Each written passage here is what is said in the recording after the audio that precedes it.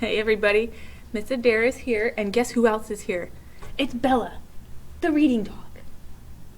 She's so excited to be here. Don't let her aloofness confuse you. Alright, so we're going to read chapter 17. Just 2 weeks before, I had found out that she knew my name, and now I was loopy with love. I was floating. I floated up the white light that washed my sheets and slept on the moon. In school, I was a yellow balloon, smiling and lazy, floating above the classrooms. I felt a faint tug on my string. Far below, Kevin was calling, "You're in love, dude." I merely smiled and rolled over and drifted dreamily out a window. This state lasted until lunch, when suddenly I became very self-conscious. I was certain that everyone in school knew. They would be waiting for me, turning as I entered the lunchroom, staring. I was uncomfortable in the spotlight. Always had been. I was happy to stay behind the camera and let Kevin take the bows out front. So I hid for 35 minutes in the gym equipment room. I sat atop a rolled-up wrestling mat, kicking a volleyball against the opposite wall. I had nothing to eat. I had intended to buy, but I wasn't hungry. After school, we found each other. Not that we had to look. She took Cinnamon from her bag and put him on her shoulder. "Shake paws with Leo, Cinnamon." Cinnamon and I shook paws. "Do you believe in enchanted places?" she asked. "Are you talking to me or the rat?" She smiled. She dazzled. "You?"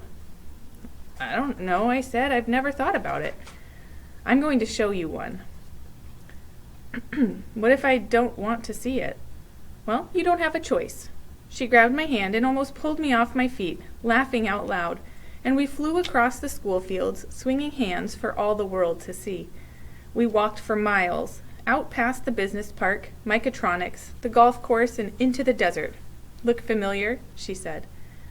By now, Cinnamon was riding on my shoulder, and I was carrying the ukulele, strumming nonsense. "It's where we came that day," I said. She gave a snort. "We? I was coming out here.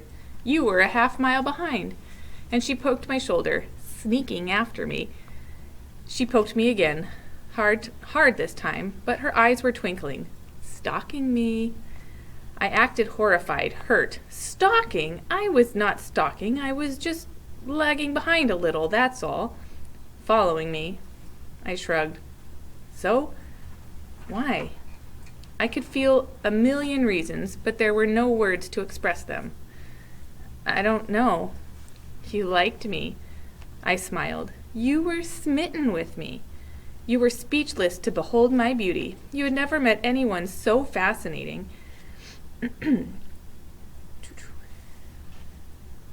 Whoops, sorry guys, I lost my spot.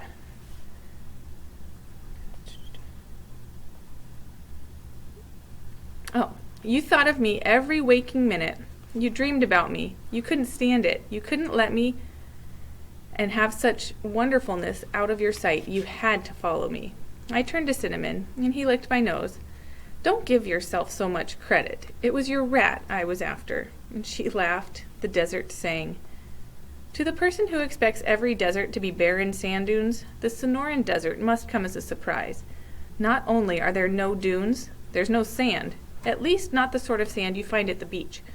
The ground does have a sandy color to it, or gray, but your feet won't sink in. It's hard, as it's been tamped, and pebbly, and glinting with, what else? Mica.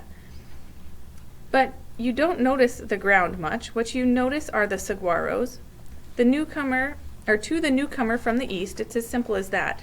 The desert seems to be a brown wasteland of dry, prickly scrub whose only purpose is to serve as a setting for the majestic saguaros. Then, little by little, the plants of the desert begin to show themselves. The porcupiney yucca, the beaver-tail and prickly pear, and the barrel cacti, buckhorn and staghorn and devil's fingers, the tall, sky-reaching tendrils of the ocotillo.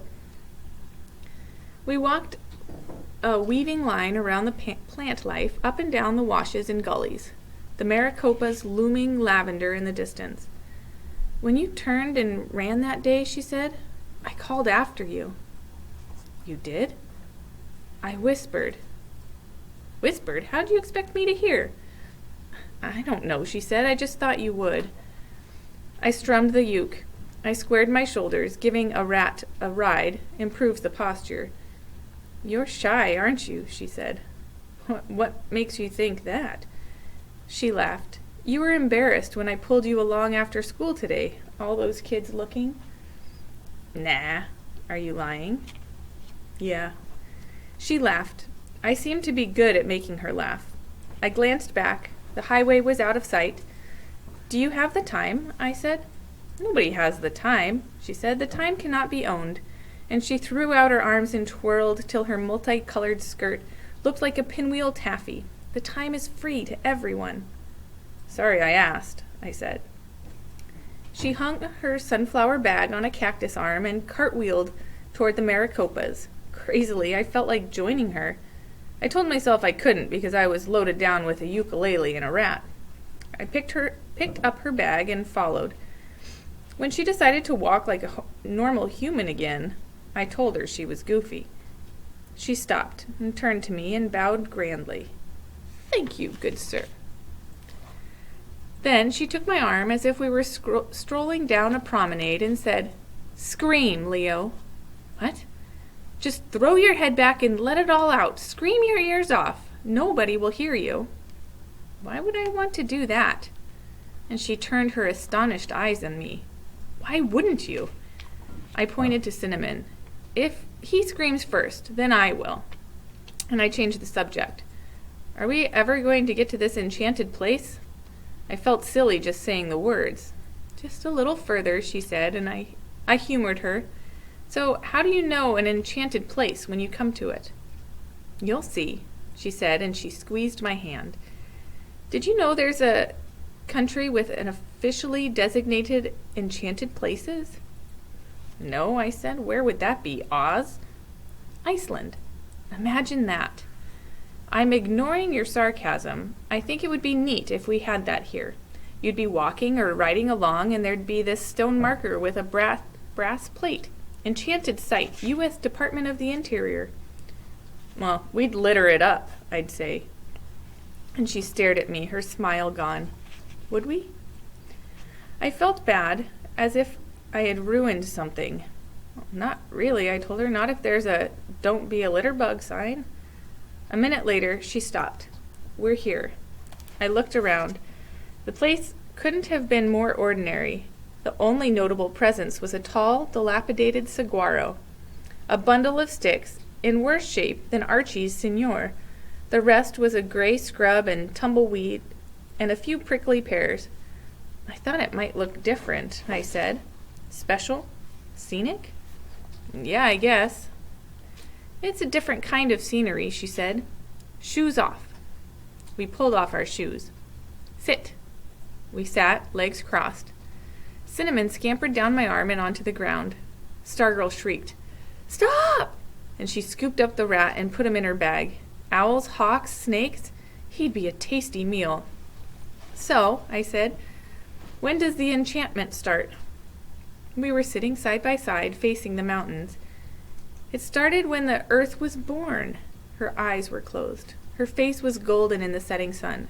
It never stops. It is always. It is just here.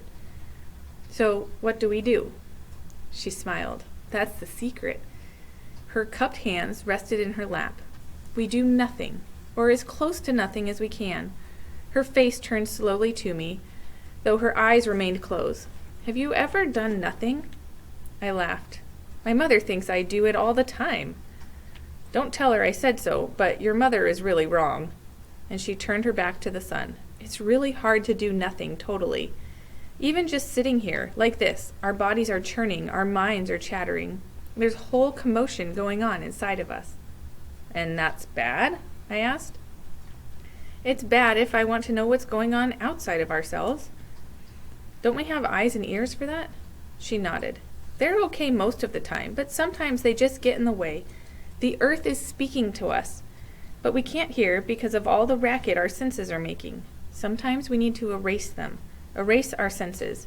Then, maybe, the earth will touch us, the universe will speak, and the stars will whisper.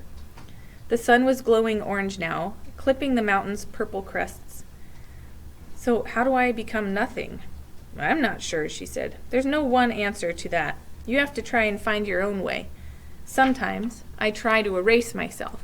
I imagine a pink, soft soap eraser, and it's going back and forth and back and forth, and it starts down at my toes, back and forth and back and forth, and then my feet, and then my ankles, and that's the easy part. The hard part is erasing my senses, my eyes, my ears, my nose, my tongue, and the last to go is my brain, my thoughts, memories, all the voices inside my head. That's the hardest, erasing my thoughts. She chuckled faintly. My pumpkin, and then, if I've done a good job, I'm erased, and I'm gone. I'm nothing. And then the whole world is free to flow into me like water into an empty bowl. And, I said, and I see, I hear, but not with my eyes and ears. I'm not outside my world anymore, and I'm not really inside it either. The thing is, there's no difference anymore between me and the universe. The boundary is gone. I am it, and it is me. I am a stone, a cactus thorn. I am rain. She smiled dreamily. I like that most of all, being rain.